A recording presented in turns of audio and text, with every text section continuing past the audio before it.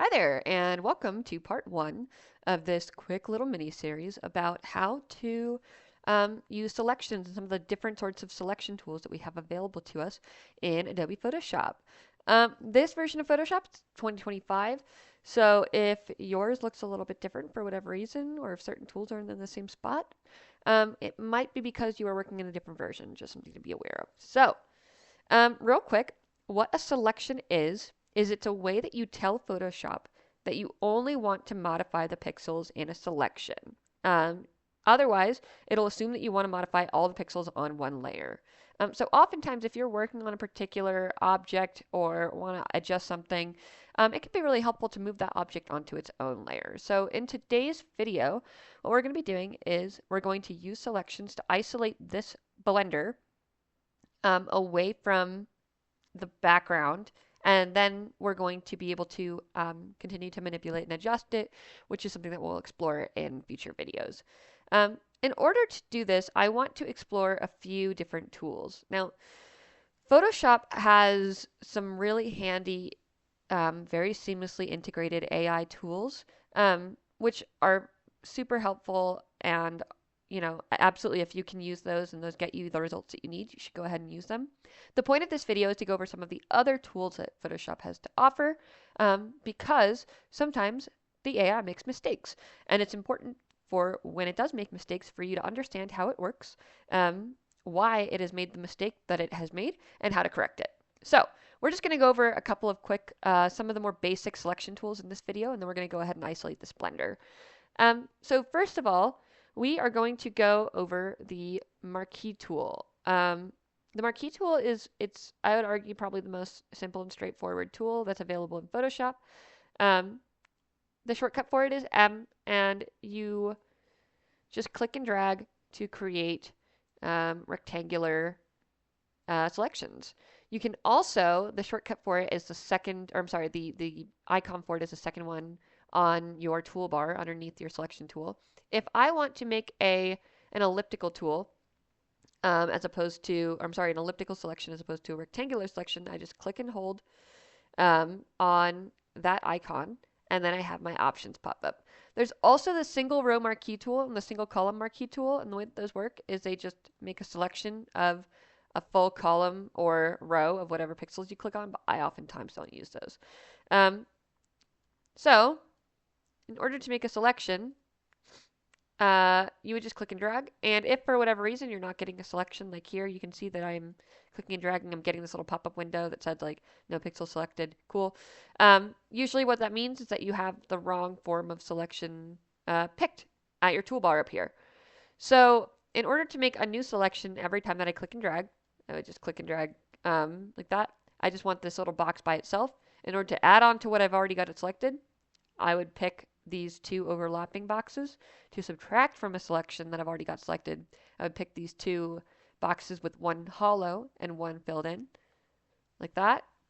So this is add, and then this is subtract. You can kind of see how those interact with each other. And then to have intersect, in other words, like only the areas where there's overlap, that's that last one there. So you can see, like, if I click and drag here, it's only going to keep the selection where my inputs are overlapping. But this object here is a little bit more complex than a simple rectangle or ellipse, or even a combination of those shapes. Let's explore some of our other tools here. So I'm just going to hit Control D, which automatically deselects anything that I currently have selected. And I'm going to go over here and pick my magic wand tool just to show you guys what that one looks like next. It looks like, as you might expect, a little magic wand. And the shortcut for it is W. So if you hit W, even if you have like a different tool selected or whatever, once you hit W, you'll see that little magic wand tool pop up. And basically what magic wand does is wherever you click on your canvas, it will detect pixels that are close by to where you picked that share a value. When I say value, I mean like, I don't mean like in terms of light to dark necessarily, although that can be part of it, but I mean like the numerical value of the pixel itself. So where does it sit? Like how similar is it? So you can see that by clicking here on this blue background, even though the whole background here is blue, it only selected pixels that it deemed as being like very mathematically similar to that dark blue that I've selected. I can change how much it will, like that selection tool will vary outside of that, uh, like where I clicked. So if I change my tolerance from like 32, which is where it was before, to 10, and I click again, I can see my selection is smaller. And if I change my tolerance to, let's say, 50, and click right here again, I can see my selection is much bigger. So that's how that works. Um, and ideally, I would use the magic wand to select my object. But unfortunately, even regardless of how much we adjust my tolerance here, let's move it back to 30 for now. Um, I can see that like there's just too much going on this blender. There's a lot of different textures, and there's even like fonts and whatnot. So and certainly different hues. You know, I've got the green body of the blender and then the silver trim and whatnot. So my magic wand tool is not going to be super helpful here. So I'm just going to deselect that, Control D. Now I'm going to explore my magic wand, or I'm sorry, my lasso tool. So your lasso tool, the shortcut for it is L on your keyboard. And you have two basic lassos that you'll make use of. You have your regular lasso tool. This one right here, it looks like a rounded lasso. And then you have your polygonal lasso tool, which is very sharp and pointy. Basically, the difference between these two is speed versus accuracy. So I can really quickly, like if I just want to get this thing isolated here, I can just click and drag. I am holding down my left mouse button right now, and I'm clicking and dragging, and you know I can get pretty close to the edges of this appliance here, but I am not. I just can't, you know, trace. It's a very specific edge. There's no way that I could trace that. And even if I, you know, go up here and modify my selection tool to remove parts of my selection, and I do my best to trace with my mouse, it's still going to look a little bit jagged because I am a person, and it's really hard for people to like click and drag one super smooth path, right? Which is why, um, but I can, you know, I can make that selection really quickly. So I am going to instead use my polygonal lasso tool. Um, and basically what this does is that instead of clicking and dragging, every time that I click once um, with my left mouse button, it creates a new point in my polygon. So I can have like a really basic polygonal shape, or I can get really into the nitty gritty of it. So for the purposes of this video, I'm going to go in and make my entire selection with my polygonal lasso tool.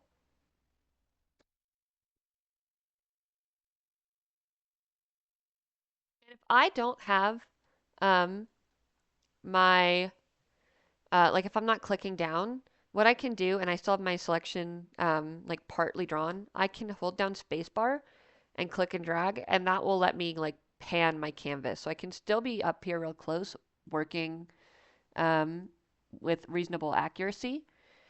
And I don't need to worry about like parts of my image getting cut out of my viewfinder. Like I'll still be able to pan to find stuff.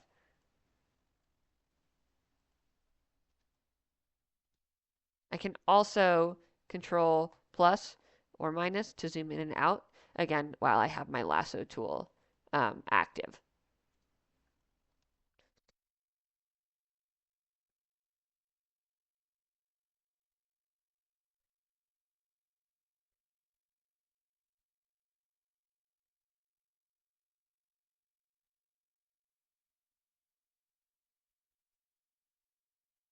Okay, so now I have got the outline of my object selected.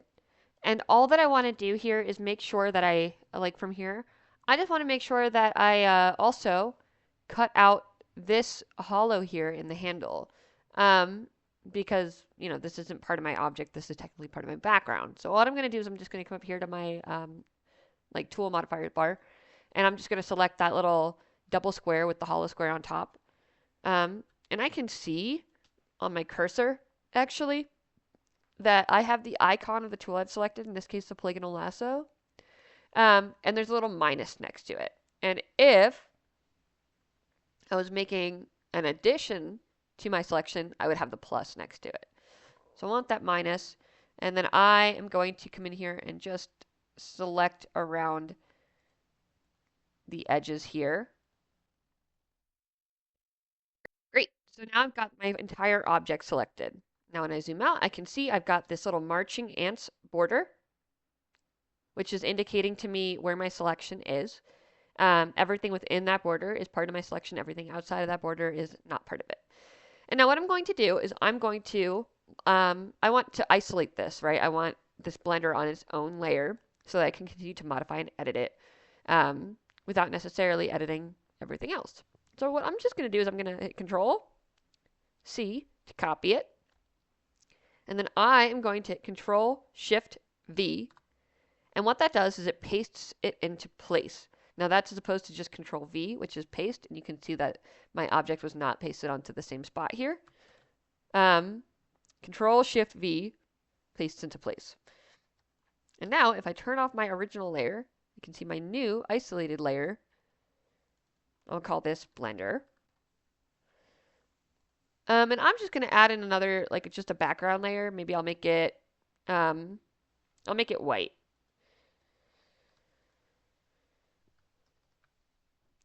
So now I've got my Blender isolated on this layer, but there are still some issues with it, right? It's still reflecting the colors and even some of the shapes and whatnot of the other, of the old previous background. And we're going to cover in another video how we can adjust that.